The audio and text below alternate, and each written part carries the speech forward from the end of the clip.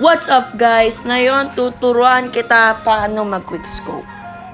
So teka lang, magte-charge lang ako na mabilis. So kung pro ka na at marunong ka, give some tips to the noob. Ay yung mga newbies, yung hindi pa nagkakalaro. Pero turuan mo sila para maging pro din, parang kayo. So ganito lang. Teka lang ha. Yun.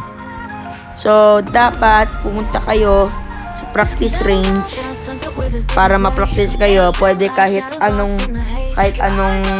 sniper, basta yung mabilis na loadout possible. So, ganito. Tiga. Gusto mo dapat yung sniper rifle mo, kita mo to, dapat hip fire para maka-blank scope ka. Parang ganito. Oh. Kasi, tingnan mo kung pumunta ako dito at one tap ADS, hindi ako maka-blank scope ko. Kaya, so, dapat lagi sniper rifle mo ay hip fire para maka-blank scope ko ng mga ganito. Ganyan lang. At dapat may melee ka para makatakbo ka na maayos. At kung gusto mo mag-pick sa mga corner ng ganito, dapat jiggle pick. At kung gusto mo yung mas flashy, dolphin jump. So gagawin mo lang sa dolphin jump.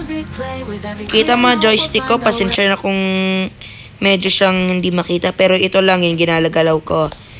Tumakbo ka doon, slide ka, then after slide, tumingin ka sa likod mo, parang ito. Ito. Ganyan lang. At may setting ako para sa movements mo, teka lang. So, hahanapin mo hide prone button or hold crouch to prone. Kasi, when minsan, yung ganito, ito, parang, kung nalilong press natin, parang bibigla siya mag-crouch. Ayaw natin ganyan. Ito, dapat separate button sila. At, pumunta ka dito sa basic. At, left joystick mode, left control dapat. Hindi fixed position kasi mahihirapan kayo. And you should turn off ADS button for rotation. Kita mo to. And you want to do quick weapon switch. And kung nahihirapan kayo, like, uy, naka-crouch ako lagi, gusto ko mag-slide. Paano ko alam? Ito, kita mo ito, slide hint. So, yun lang yung mga patips ko na yun sa Call of Duty. Pasensya na kung maliit lang. Pero, always remember, dapat hip fire lagi. At may papakita ako sa'yo ng mga loadouts for your favorite snipers. Kahit ano. So na yun, tatlo lang snipers ko. Papakita ko sa'yo yung mga loadout nila. DLQ, YKM Combat Stock, Extended Mag A, FMJ, MIP Light, and OWC Light Suppressor.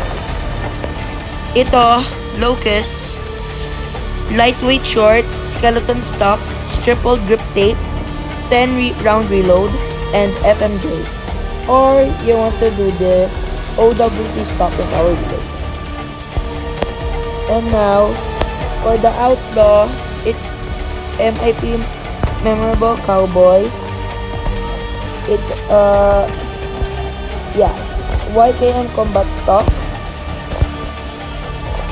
Triple Grip Tape, 9 round mag, and for the last one, FMJ. So if you have any recommended attachments for this Outlaw, share down in the link. share in the comments section below. And that's it. Also, if you want a good sniper, I suggest using the LWT Tundra, which is, this is one of my favorite loadouts for the Tundra. Sorry if I am very wrong or I messed up your kind of stuff. So, Bandit Ready Stock, Hammer Forge, FMJ, 7 round, and a Serpent Wrap. So, that's it everyone. Bye! And don't forget to like and subscribe.